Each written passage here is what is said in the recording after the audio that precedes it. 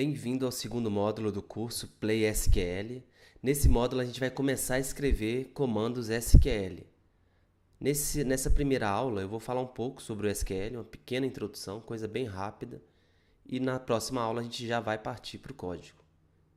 Então vamos lá. SQL primeiramente significa, Structured Query Language, que seria mais ou menos linguagem de consulta estruturada, a tradução livre aí. É uma linguagem que ela foi baseada, fortemente, ela surgiu, a partir de álgebra relacional, então ela tem muitos conceitos matemáticos por trás disso, é por isso que ela é usada há tantos anos e funciona tão bem. Ela é usada por vários fabricantes assim, de diferentes sistemas de gerenciamento de banco de dados, os SGBDs. Foi uma linguagem criada pela IBM, e depois ela foi padronizada por dois órgãos internacionais. Tem o ANSI, e tem o ISO também. Essa padronização permitiu que uma mesma linguagem fosse usada por diferentes empresas. É mais ou menos o que acontece lá no CSS, por exemplo.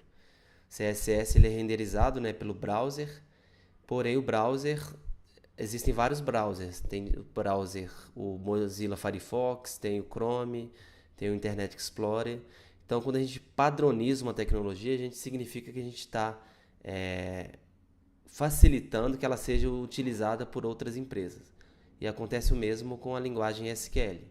Esse padrão permite que eu trabalhe com SQL Server, que é da Microsoft, trabalhe também usando o MySQL, o MariaDB, todos bancos de dados diferentes, mas que conversam a mesma linguagem que é o SQL.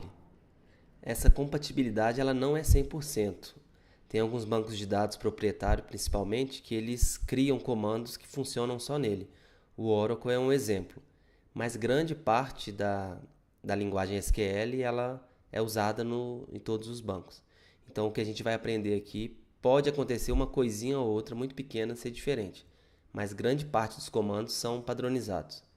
Então, independe se eu uso SQL Server ou se eu uso o Postgres, por exemplo, tá ok? Nesse módulo, a gente vai ver os comandos de manipulação de tabelas. Então, a gente vai aprender a criar tabelas, a gente vai aprender a apagar tabelas, com o comando drop table, e a gente vai aprender a alterar a estrutura das tabelas usando o comando alter table. Você vai ver que é bem tranquilo de usar, é uma linguagem bem fácil mesmo de aprender, e que funciona, vai servir para a sua vida inteira, sua carreira inteira de programador. Como eu disse no módulo anterior, é até possível hoje em dia você usar a interface, igual o pgadmin, para você criar e alterar essas tabelas. Muita gente faz isso, só que como o curso aqui, o foco é SQL, eu vou ensinar como você fazer isso usando os comandos SQL. Essa é uma forma de você ficar até mais um profissional mais qualificado. Por quê? Existem algumas empresas que elas não dão acesso ao programador ao banco de dados de produção. Então, eles têm um banco de dados lá que está operacional. Então, para você alterar uma tabela, adicionar um novo campo, você precisa enviar um script SQL, que nada mais é que um arquivo texto que lá dentro tem os comandos de alteração de tabela, de exclusão e criação de tabela.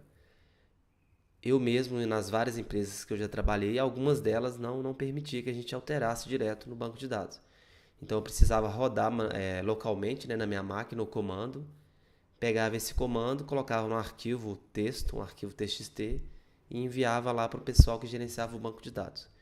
Aí eles entravam lá e rodavam no servidor de produção. Tá ok?